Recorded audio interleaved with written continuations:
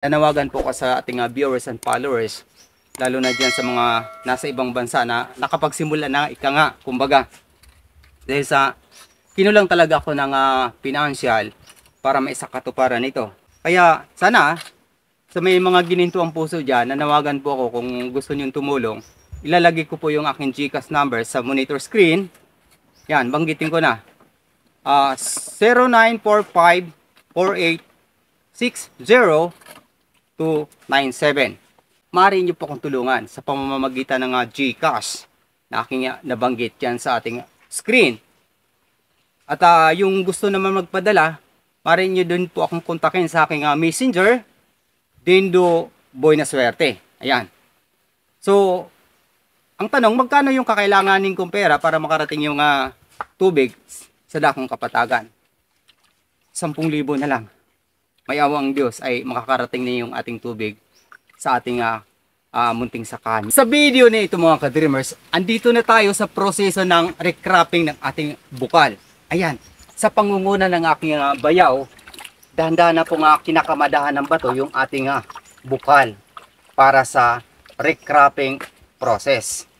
Ito na yung pinapangarap natin. Ikalawang proseso ng ating pagkukumpune sa ating bukal. Sa mga nagtatanong, saan ba naroon yung ating bukal? Yung ating bukal ngayon na kinukumpuni ay nandito sa Tambalang 2 area, pinakadulo boundary ng San Roque, Liloy, Zamboanga del Norte. Dahan-dahan kami ngayon dito na kumikilos dahil sa nandyan yung ating putyukan sa itaas.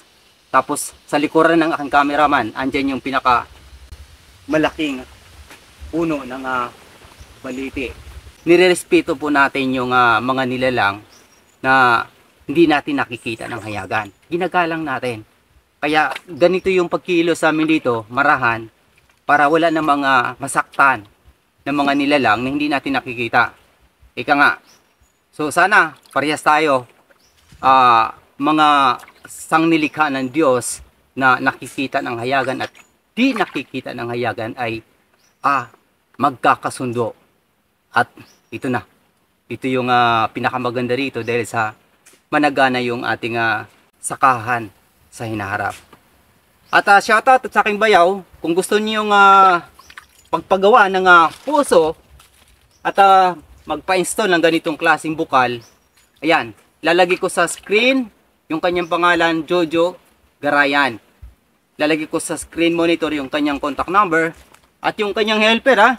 Huwag niyong kaligtaan kasi working student po yan, si Lawrence Garayan. Kung magpapagawa po kayo, itapat po niyo ng weekdays para makasama yung bata, matulungan yung kanyang pag-aaral di matustusan. At ito pa, nanawagan po ko sa ating viewers and followers, lalo na dyan sa mga nasa ibang bansa na nakapagsimula na ika nga, kumbaga. Dahil sa kinulang talaga ako ng financial para maisakatuparan ito. Sa katunayan, nagkaroon ako ng quotation para doon sa materials, yung ating hose, reduce size natin, ay big size natin, anong size yan? Number 2. Number 2, then reduce size, 1 and a half. 1 1/4. 1 and 1/4, 10, 1 and a half. Number 1. Okay, number 1. And 3/4. And 3/4. Then, so, bali 5 size yung aming kakailanganin.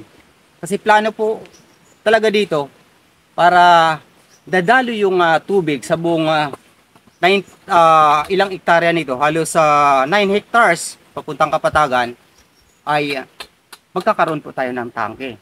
Pero di ko pa isinama yung quotation ko sa tangke dahil sa ang pangarap ko lang talaga ay makarating yung tubig doon sa aming bakuran mismo sa dakong Kapatagan. Ang tanong, magkano yung kakailanganin kong pera para makarating yung tubig sa dakong Kapatagan? 10,000 na lang. May awa ang Diyos ay makakarating na yung ating tubig sa ating munting sakan. Yung ating napakadaming garden na inihanda. Andun pa lang sa paghanda pa lang tayo. Kaya sana, tulungan nyo kayong magdasal na padalan tayo ng Diyos ng instrumento. Mga kapwa natin, kababayang Pilipino, mga taong nasa ibang bansa na nakapagsimula na gustong tumulong sa mga kababayang Pilipino ay pag-pray natin sila. Mabuksan yung puso nila na tumulungan tayo Mali natin.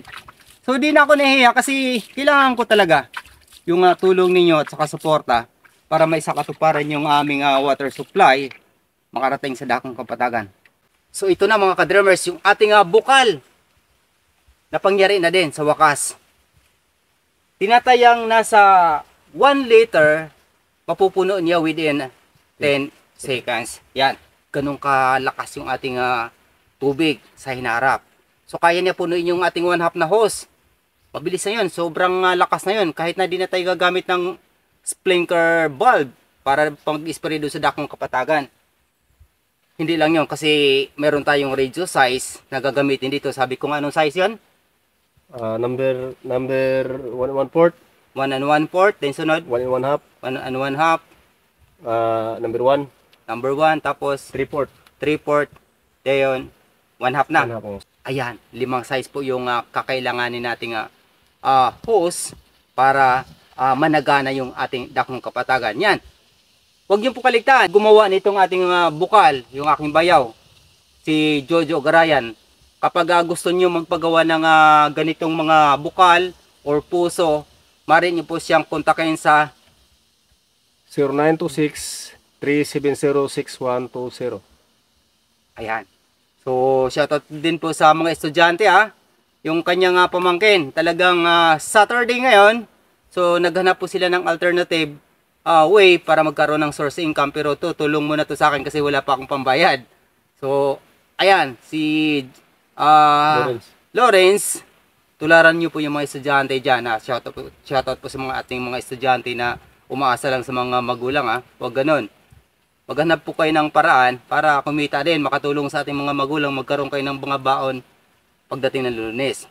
Ulitin ko, yung ating pinapangarap na tubig nang makadali sa dakong kapatagan ay kailangan ko po talaga ng tulong ninyo.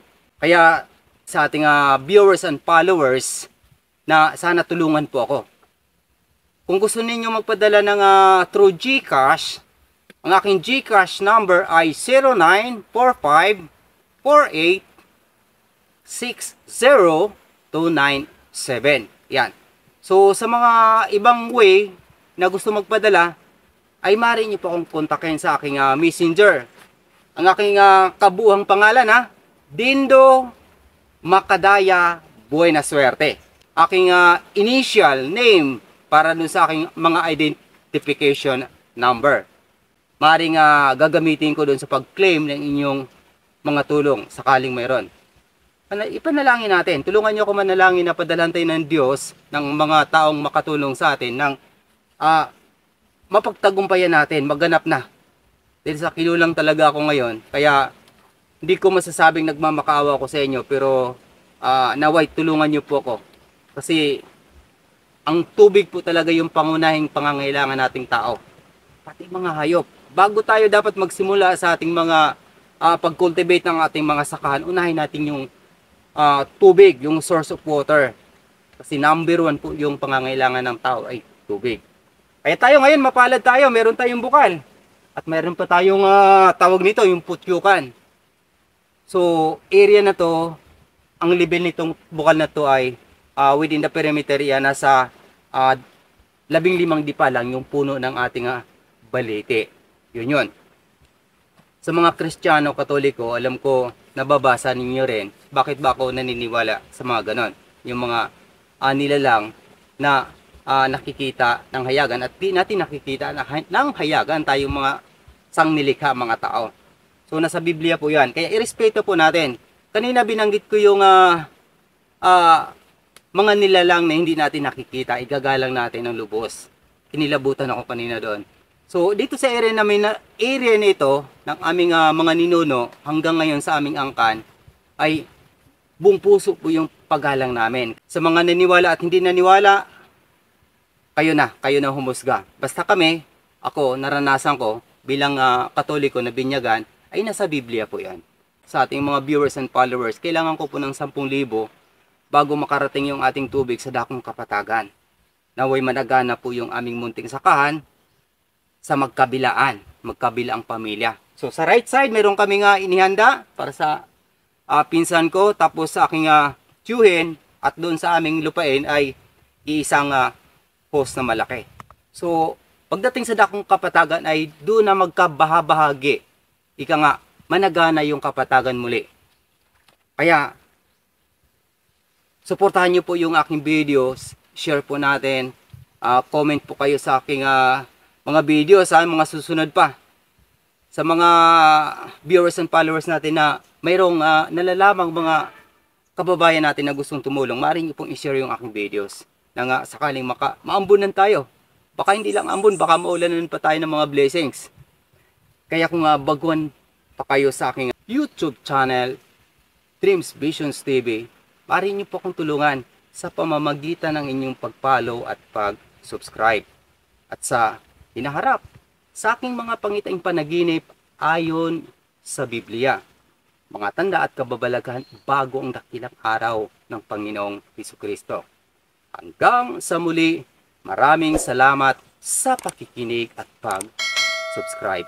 Papuri sa Diyos, sa ngalan ng Ama, ng Anak, at ng Espiritu Santo. Amen. God bless. Thank you. Okay.